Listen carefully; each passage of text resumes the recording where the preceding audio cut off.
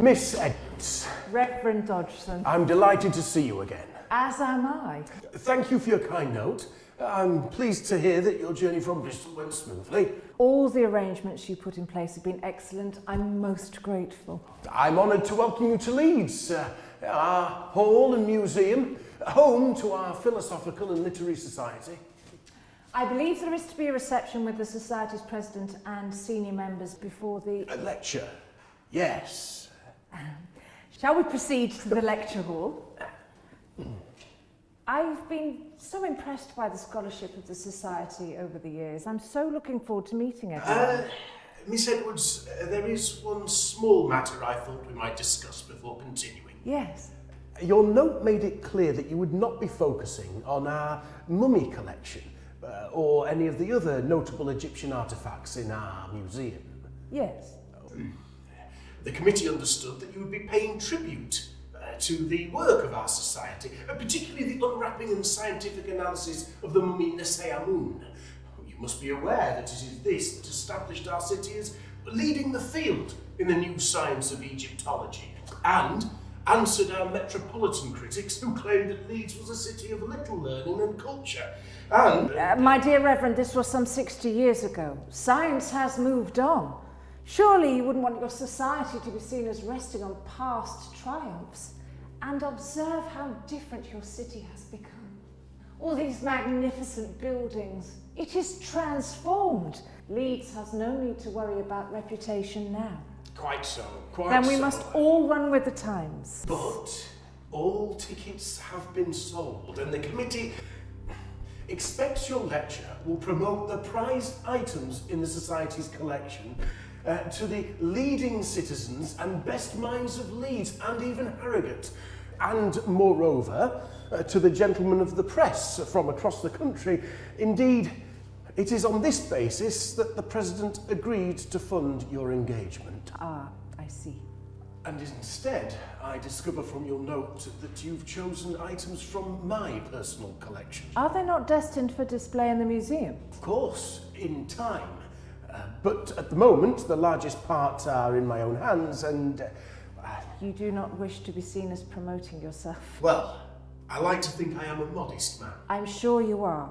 But I plan to speak only of those objects of which I have a personal relationship, those that I gifted you. That they're now part of your collection is irrelevant. But the items which you gave to me are small, domestic, even cosmetic. What's far more important is that they demonstrate the work of the Egyptian Exploration Fund and show the significance of the new scientific methods used in excavations by our good friend Flinders Petrie. Do your leading citizens and best minds not wish to be at the very horizon of intellectual inquiry? Does your society not want to be once again leading the field in Egyptology? Yes, of course. Then good.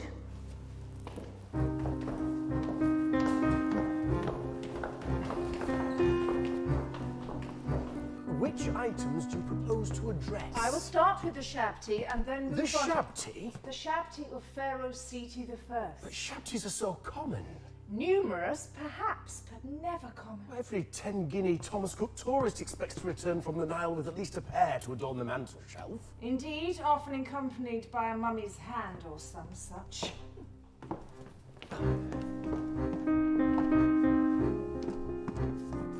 Then why the Shabti? I'll show you why. I took this from your display to remind myself of the hieroglyphs. I hope you don't mind. No. This small figure represents the whole tragic tale of the ruination of the Egyptian tombs. Thousands of years ago, the first grave robbers threw him aside as they ravaged their own sacred sites in search of gold. Then in 1817 comes Showman Belzoni, the heroic Italian adventurer, raking up plunder to sell to any racketeer who crossed his path. Consequently, when I set foot on the banks of the Nile some 50 years later, I was instantly besieged by every variety of seller shouting, "Antiquas, Antiquas!" And your poor damaged Shabtis thrust at me as a tourist trinket by dealers who have no clue or care to his origin or value. But now, thanks to the support of the Egyptian Exploration Fund and the careful scientific methods of Flinders Petrie, your Shabti is understood and preserved for future generations who will be, just like us, fascinated to learn of the marvels of Egyptian civilization. Yes, I can see that. But there are so many of these Shabtis, hundreds.